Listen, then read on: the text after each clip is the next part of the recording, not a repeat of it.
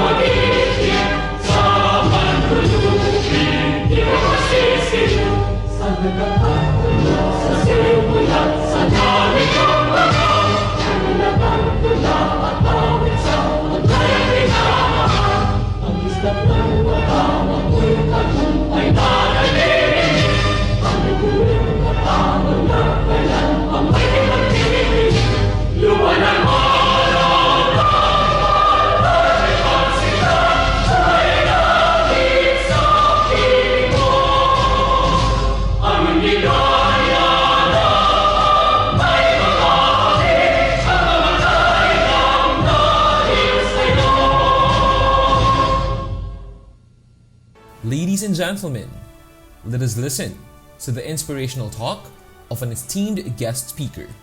Our guest speaker for today has considered San Pablo Colleges his second home. He graduated his elementary, secondary, and college education in this institution with a degree of Bachelor of Science in Nursing as cum laude in the year 2012 and passed the nurses licensure examination on the same year. He then worked as staff nurse in San Pablo City General Hospital for a year and transferred to Department of Health Calabarzon Center for Health Development as Nurse 1. During that time, he enrolled and took his Master of Arts in Nursing, major in Nursing Administration in the University of the Philippines Open University, Los Baños, Laguna, as University Presidential Scholar. He is unstoppable to broaden his education career and flew high.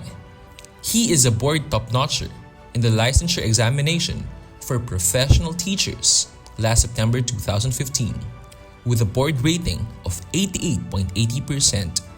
Truly a gem of San Pablo Colleges.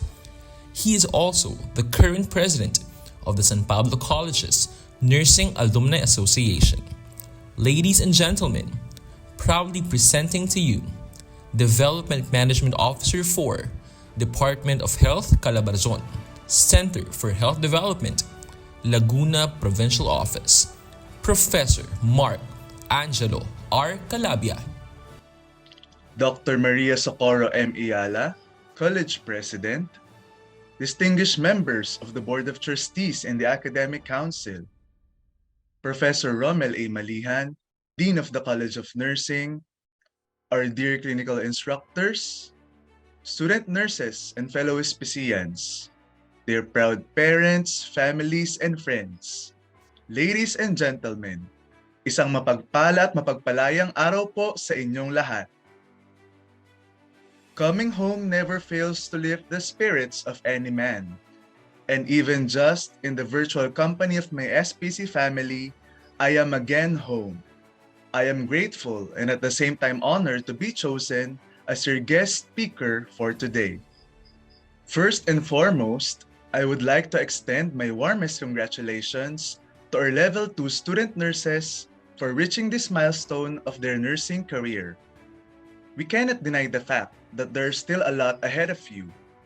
But after realizing that you are the batch that entered nursing school amidst what seems to be the unending changes and trials brought about by the COVID-19 pandemic, I cannot help but admire this batch more. Choosing to enter nursing despite these trying times, this era of uncertainty in the field of healthcare is indeed a great start. Despite the leave of adjustments on online modalities of learning, you made it, and we are virtually gathered here today in this momentous occasion of the 48th capping, pinning, and candlelight ceremony. It is during this significant assembly that student nurses receive the much coveted cups for females and the pins for males. Moreover, the candle lighting symbolizes the student nurse's acceptance of both the triumphs and the challenges of the nursing profession. The symbol of light came from the lady with the lamp, Florence Nightingale, who began the spark of hope for nursing by showing the world what a caring heart and helping hands of a nurse can do. Up to present, the lamp remains as a symbol of hope, hope for love, hope for understanding, and hope for life. With that, this is where I would like my brief sharing to center on the heart, the mind, and the hands of a nurse. My dear student nurses, if I may give you 3 tips for advice that I believe are critical for a nurse's survival in her chosen path, the first one would be to love what you do. I tried to remember what I was thinking way back then when I was one of the candidates for the same event several years ago. There are flashbacks on the choral rendition we performed, the new gymnasium being painted white by nurses in gala uniforms, the smiles on the faces of the students, their families, and the faculty members, to name a few. But the greatest memory, I believe, is that it was during the same day that I felt officially welcomed in the nursing world and said to myself that in terms of my chosen career path, I made the right choice. And this is what I wanted to do. This is what my heart desires. Nursing is not and will never be easy. The journey of becoming a nurse is not a ride on the clouds. As you go up the ladder towards higher levels, especially your junior and senior years, and even after graduation, while preparing for the licensure examination, ahead of you are more sleepless nights, hours of clinical rotations, tons of paper and assignments to be submitted, thick books to be read, and lots of sacrifices on your personal and social lives. I am telling you this not to discourage you, but to more so inspire you that if we, your kuyas and ates, made it, so can you. Just always remember to go back to where you have started. Rekindle the whys and hows that you were able to reach where you are at present. Trust me, it is not easy, but everything will be all worth it. Second, let me emphasize the importance of a leading mind. A mind that leads is an open mind and a mind that understands. You may be clueless at present in what particular field of nursing practice you are heading to, and I think it is pretty normal, for I myself did not expect to be in the field of public health. Just a short trivia, community health nursing was in fact one of the undergraduate subjects of my least interest. But here I am now, choosing to stay in the Philippines and working under the Department of Health for 8 years already. Hence, you can never tell where that calling would resound later on. But in whatever you do or whatever field you're in, strive to be a leader. Always bear in mind that an employee does not need to achieve a certain position or salary grade in order to act like a leader.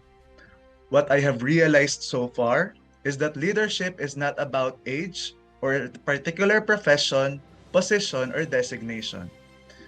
If we healthcare workers would utilize the leadership lens in performing our duties and responsibilities, the outcomes of the health interventions, programs, and projects we are implementing would be more sustainable, for it would encourage active people participation, maximize the benefits of diversity, and foster an atmosphere of understanding and cooperation among various stakeholders. With the continuous emergence and re-emergence of public health challenges in this world of volatility, uncertainty, complexity, and ambiguity, I would like to underscore the need to develop and unleash the transcendental leader within each one of us.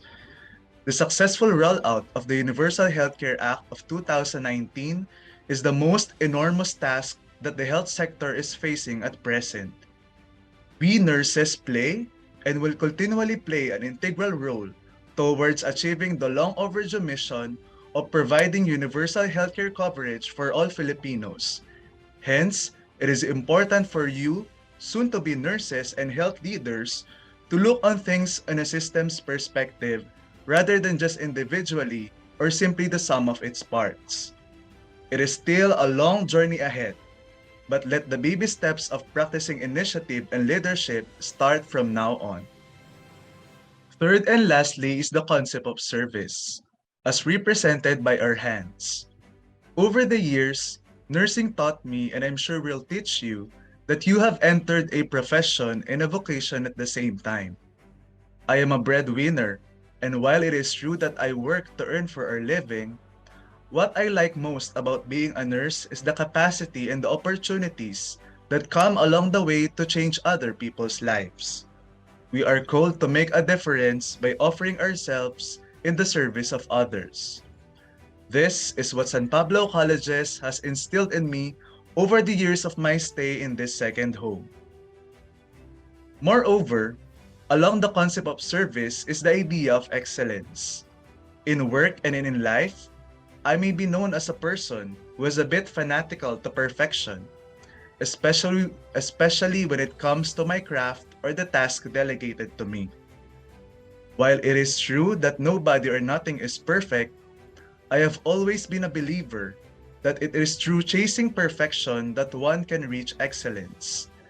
If you are a nurse, striving for excellence is not only about oneself.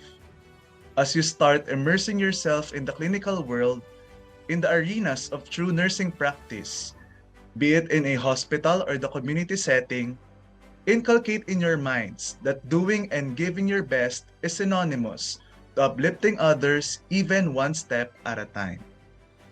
My dear Level 2 student nurses, I see you all as embodiments of a modern-day Florence Nightingale, equipped with the mind of a leader, for you to choose to take on the calling, to stand for others and offer oneself even during this wartime against an unseen enemy, with your heart as the lamp and the desire to serve as the inner flame that will guide you along the way.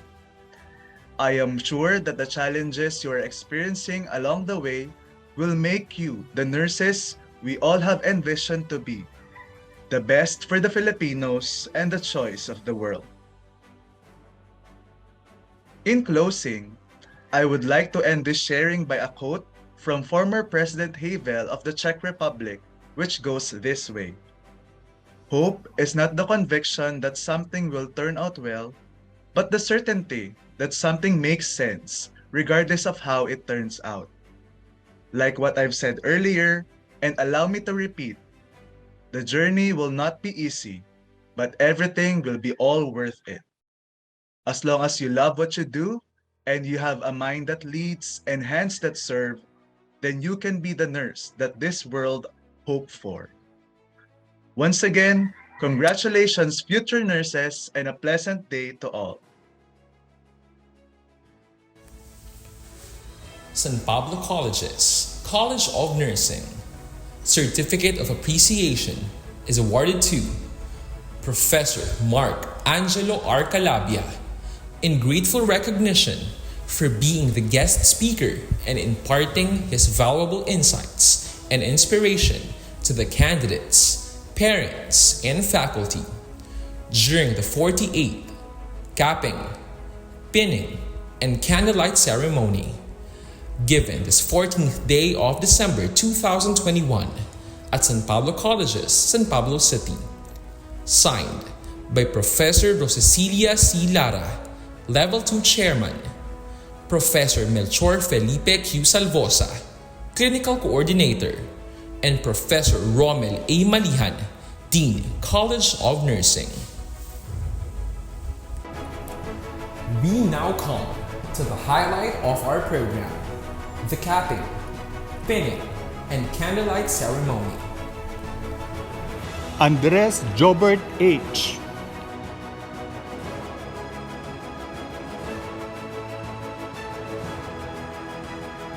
Benes Von Leron C.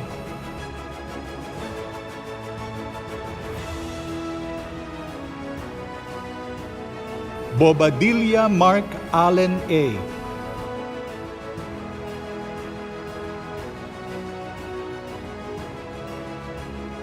Calabia Jen Kirby R.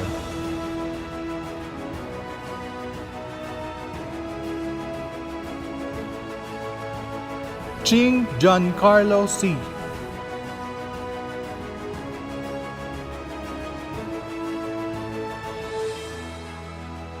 Colongon Jervin M.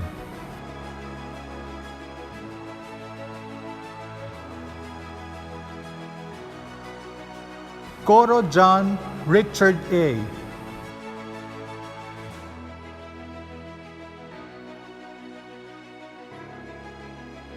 Delumban James Frank C.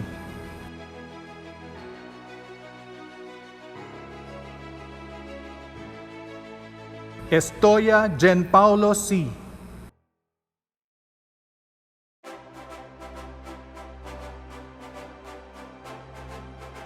Montiroso Jerome C.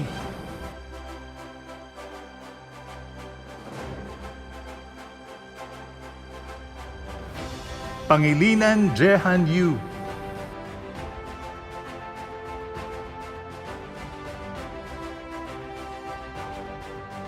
Rivera Ruben Jezreel S.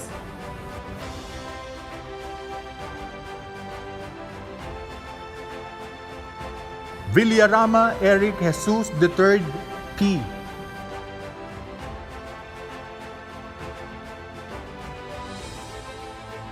Unso Marlui Jr. C.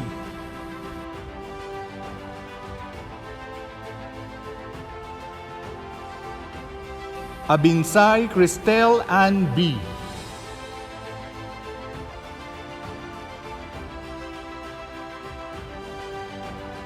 Aguila Eva A.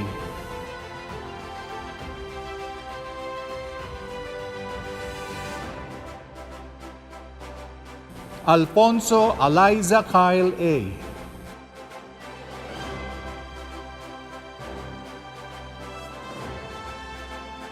Alinas Rainiel R.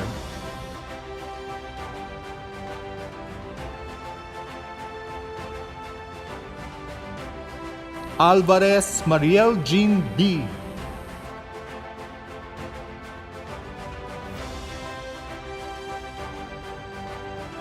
Angeles Jean Arley Y.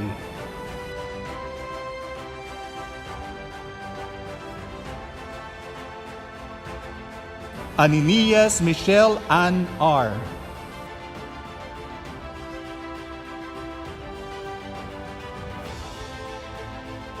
Austria Francesca April O.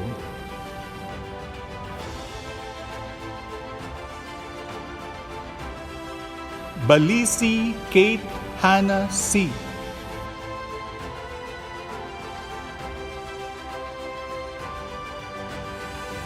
Baliton Gabriel G.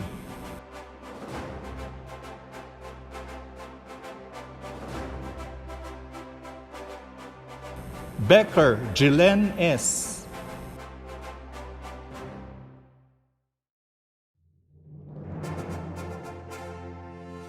Bedienes Kyla Desiree C.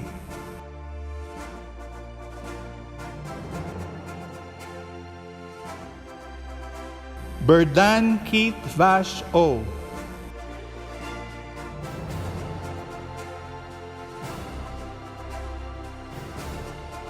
Bihis Nicole B.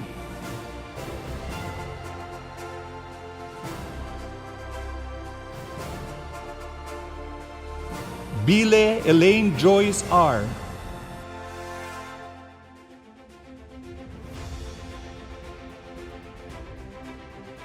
Biteranta Jean Erica B.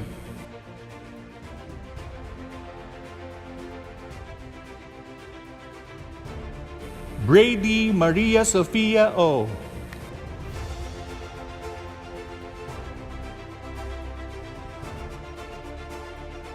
Buensalida Atori Fenur A.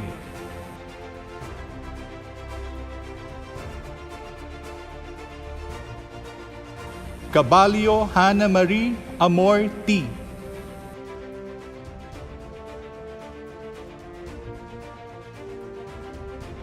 Carada Jana M.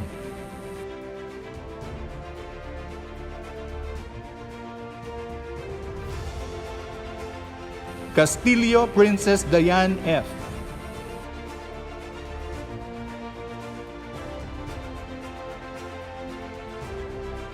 Katapia Gladys M.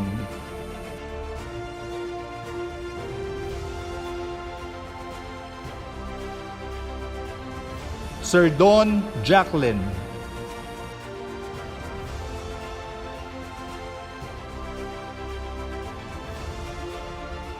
Clore Ashley Kate.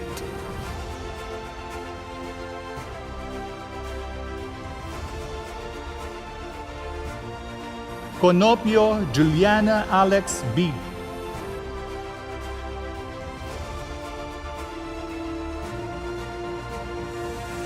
Coronado Patricia May A.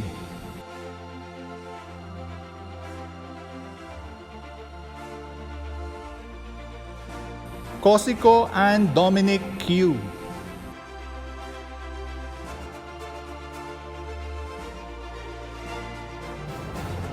Kuwasay Rica Antoniette L.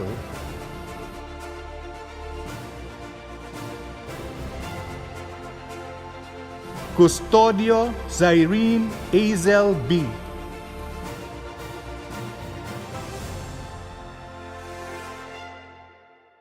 De Luna Selwyn A.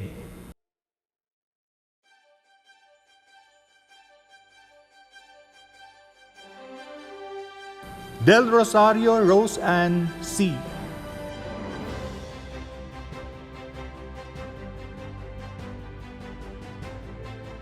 De La Rosa Joanne Micaela B.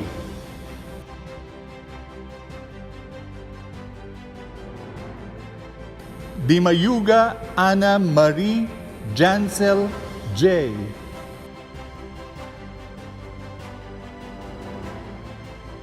Dulatre Patricia Diane B.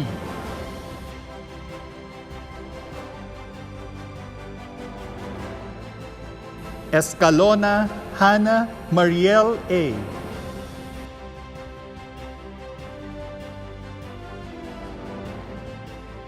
Flores Alexandria C.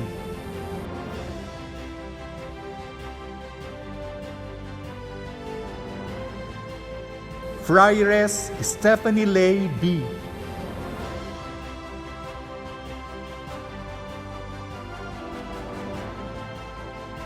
Gasta Maria Patricia T.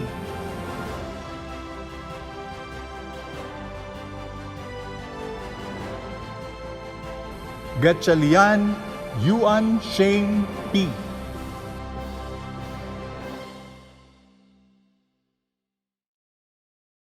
Gutierrez Shaina Angelica G.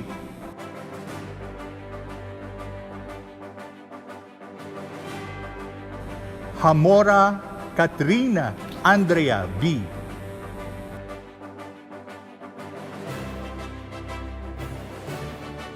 La Rosa Irish Leanne C.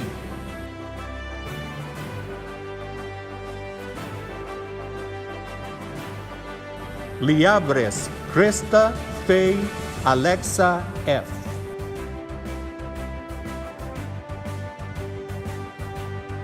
Mendoza Michelle C.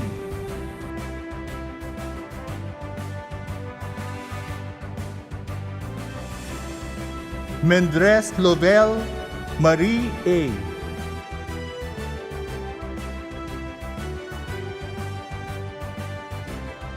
Montalan Eunice C.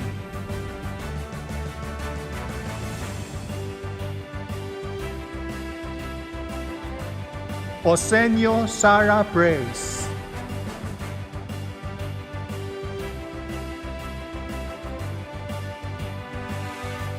Pible Hannah Patricia A.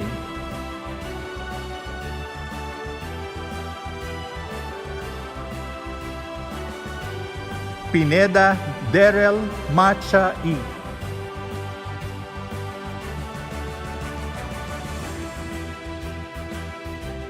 Ramos Shari Maria N.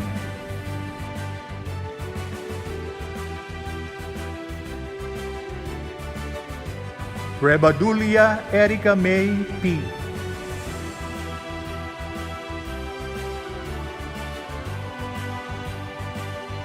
Remoyan Tina Carla P.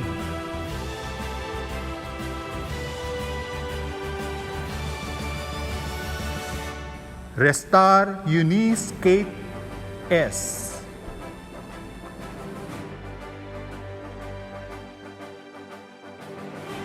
Sanggalang Rochelle C.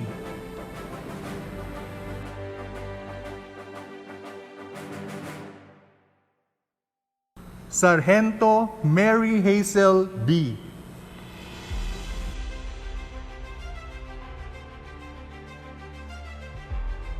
Tolentino Leonette Grace B.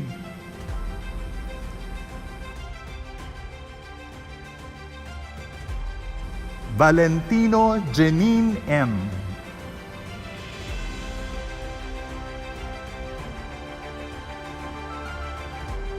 Berhel Sofia Angelica D.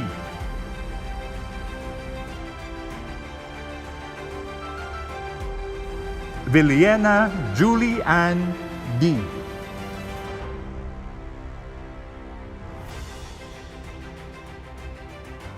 Before we end, let us have Miss Clarice Dani Manihan for the Nightingale's Pledge. The Nightingale Pledge. Raise your right hand and repeat after me.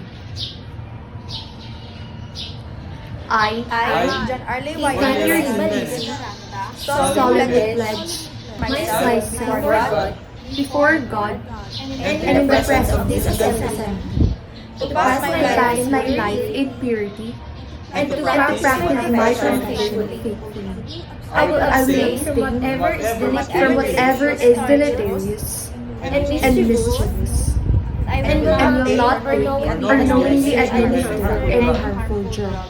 I will do all in my power to maintain and elevate the standard of my profession, and hold in confidence all personal matters committed to my keeping, and all family affairs coming to my knowledge in the practice of my calling with loyalty, and I endeavor to aid the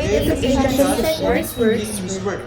and as a And as a missionary of health, I will dedicate myself to devoted service to human welfare.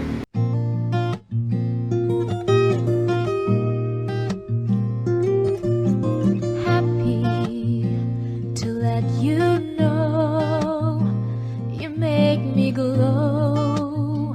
I feel so good, it's true. So glad that I have you. You love me so. Now all is bright. I'll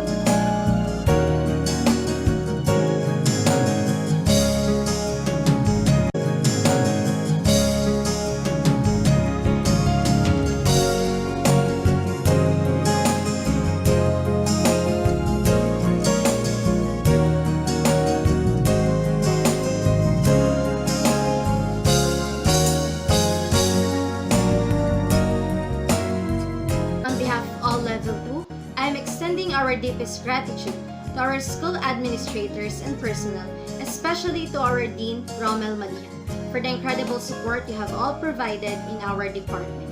The commitment to student learning and well-being shown during this difficult and challenging time has been heartwarming. To all of our clinical instructors, thank you for being committed and devoting so much time in assisting us to learn. Lastly, to my fellow nursing students, thank you for your seemingly endless patience and determination to surpass every hurdles academically and push through the next level. To our institution, thank you for opening your doors to become a well-grounded foundation in our education, particularly for clinical expertise. So I must thank you for the love, I thank you for the joy, thank you for the love you give to me. I'm glowing inside with your love shining through. Thank you for everything you do. I'm glowing inside because of you.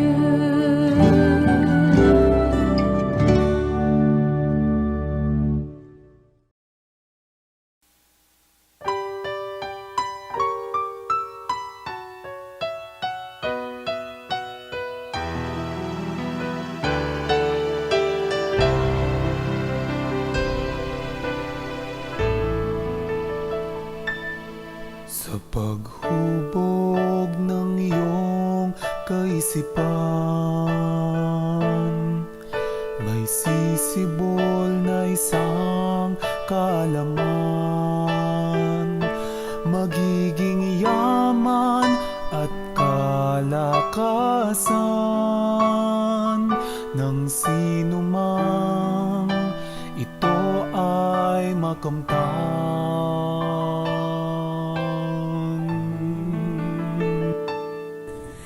Pagsasanay ay tunay kang ginabayan. Sa pag-aaral, gusto kang tinuruan. Kahit kailan ay di ka pinabayaan. Lahat ng ito'y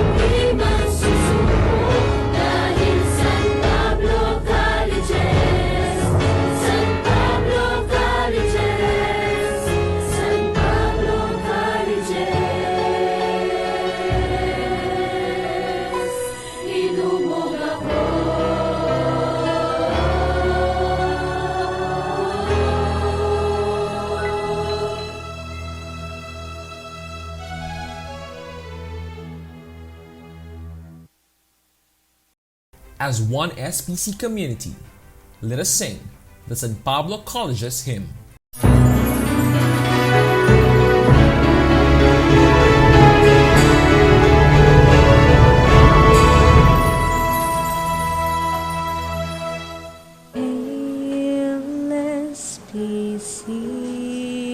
Hail, time for the wisdom, hail. Gate from marine, our country's pride, looking for big heads held high. Bind us together, like and far, seeking thy wisdom and thy truth, and beauty beyond compare. Simply hold still for a bit more. See for the flowers we all wear, as we see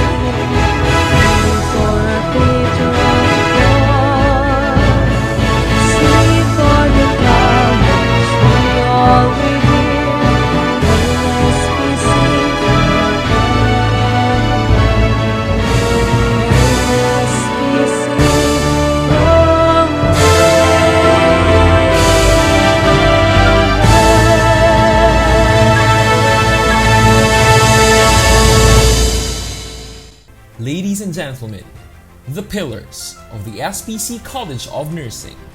Professor Rommel A. Malihal,